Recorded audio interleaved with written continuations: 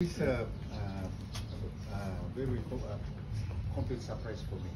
I thought I was going to come and have a discussion with Ari on next steps and then leave, but it shows the team with Ari and the senior members of the TIPNZ bid, which I've noticed and have come and just smoothly worked in this environment simply because this is my kind of a team. You have a team captain. I always use the rugby league metaphor for people to understand properly. Even in my lectures at the Divine Word also, I use the rugby league metaphor for people to understand. You have a team leader. You have a captain who's responsible to talk to the referee, not everyone else.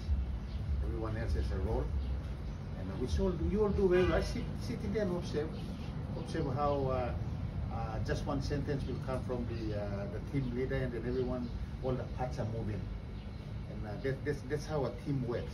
And most importantly, all of you get acknowledged for what you do. So it enables the team to continue pushing for greater heights. So it wasn't something new for me when I came and joined in. I just fitted in, and I'm like the sub. When they got into the games, I know who my captain is. So he calls the shots and we all move. It's as simple as that. The quicker we all understand that separation of tasking, you live in peace.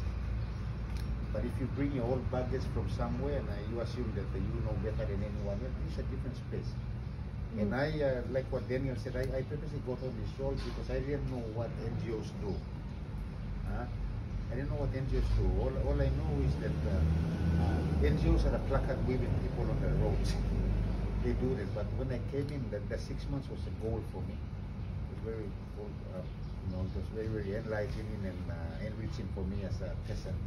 And now I've known government, I've known the civil society, and I've known the private sector. So I think I've done the complete circle. For you all to put this just like this is a very heartfelt for me. It means a lot to me. And I've told Ari and Michelle and the others that we're still available to support, not in a residential way, but to fully support this engagement. And I'm also just from a personal side, I'm also a qualified trainer. You see, so I'm giving that service also to you for whatever aspects you want to do. Just let me know, and then maybe during off times, during weekends, I can come and support the capacity building. But there's no use keeping your 27 years of public service tucked away under the mango tree in the village. You need to give it out. And so that when you go and meet your maker, when your maker asks, what have you done? You can say, I went zero and I left everything and here I am. You don't want the maker to say, what's that baggage there? You hold it, you're supposed to have left it down there and then come as you are. So I think that's what drives me on. So everything I learned, game up, just put inside the middle. That way. So thank you again, and you have a good team leader, you have a good team members. All of you continue to work as one and keep on pushing. Even though you have a small team, there are patrons out there who cannot publicly support you, but they will always support you. And you see them come in. You look at your work for the anti-corruption work. You see all those thousands come, it's because they're your silent supporters.